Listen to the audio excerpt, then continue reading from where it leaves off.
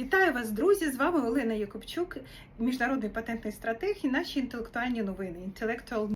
Intellectual News. Ми торкнемося відомого актора, це селебриті американський Меттью МакКонахі. Він зробив реєстрацію торгової марки на своє обличчя. Тільки от президент Ющенко це зробив ще задовго до Меттью та на свою фразу, яку він проговорює. Чому він це зробив? Розберемося. Зараз, як ви знаєте, ми про це часто говоримо, зараз ідуть війни між AI та всім, що стосується авторських прав. Якісь процеси були програні, якісь ще йдуть, але навіть які ті, що програли, і ми про них говорили, вони не вирішили питання ніякого по взаємодії авторських прав і AI. Тому ніхто не знає, як воно там буде.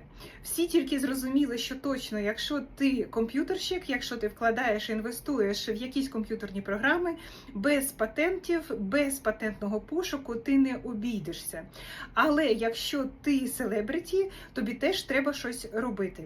І ось останнім часом, так само як і Netflix, Warner Brothers і інші, вони пішли не тільки через авторське право, а вони пішли на реєстрацію торгових марок всього, чого тільки можна. І в тому числі персонажів.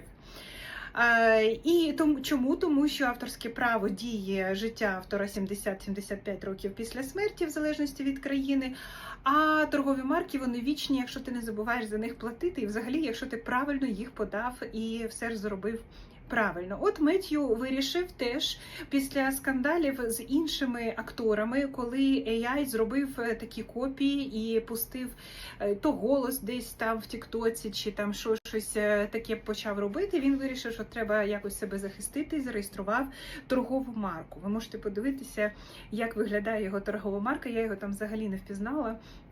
Я не фанатка, тому я не сильно його бачила там в різних ролях. І на фоні оцього каміну він себе сфотографував і подав торгові марки. Також він подав торгову марку all right 3 рази. Цю фразу, тому що вважається, що це його коронна фраза, найбільш популярна, тому він її теж зареєстрував. Але, от що хочу сказати, торгова марка реєструється для певних товарів та послуг. Тому перед тим, як взагалі, то, що треба обрати, що саме реєструвати, це один момент. А друге, це треба знати для чого, на які товари і послуги. Він зареєстрував тільки в одному класі і просто в невеличкому переліку. Це ентертеймент, фільми, шоу. Тобто, виходить, що ви можете фігурки його продавати, робити з його зображеннями, продавати. Футболки, чашки. От то, що я казала, Тіна Тернер до цього підійшла спочатку теж так, а потім розумно і зробила вже перелік товарів, які їй цікаві під її брендом. Це вже в неї була і компанія, яка займається інтертейментом, авторськими правами, і вони з чоловіком її вели. Це вже були дайвінг-обладнання, це були чашечки, футболочки, чого я про ці чашечки, футболочки вам і кажу. Тому, коли реєструєш торгову марку, все ж таки треба подумати, порадитись, радьтеся з патентними стратегами. Нас дуже мало, але ми все ж таки є. Тому спробуйте нас знайти і зв'яжіться, і ми порадимо, тому що не так просто це зробити. В торговій марці ще треба обрати, що саме. Але що хочу вам сьогодні розказати, таке цікаве і приближене до України.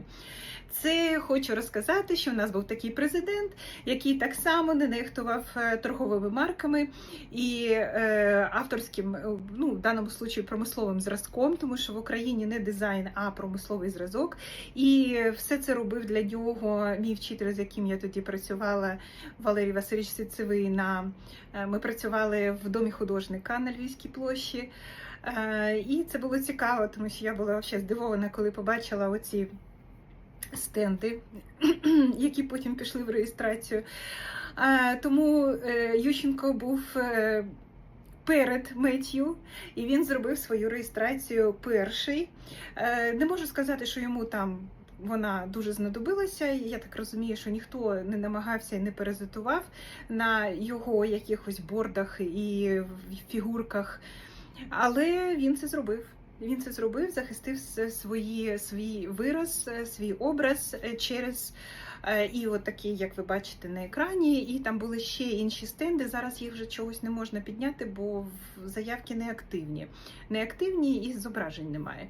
Тому так просто я їх пам'ятаю, але не можу вам їх показати. Так що така ситуація з тим, коли ви з ним така вже відома особистість, ви можете зафіксувати своє обличчя на різних торгових марках, на дизайнах, на продукції і регулювати, щоб вас просто так ніде не ставили і ніхто нічого не робив. А з AI будемо спостерігати, чи допоможе це самому Меттью, і взагалі, як буде змінюватись законодавство. А зараз, якщо ви, ще раз скажу, якщо ви комп'ютерщики, якщо ви працюєте з AI, робіть патенти. Це єдине, що вас врятує на сьогоднішній день. Без вашого патенту ви фактично не валідні на цій території, вас дуже швидко знищать. Тож, захищаємось. З вами була Олена Якубчук, міжнародний патентний стратег. Всього найкращого.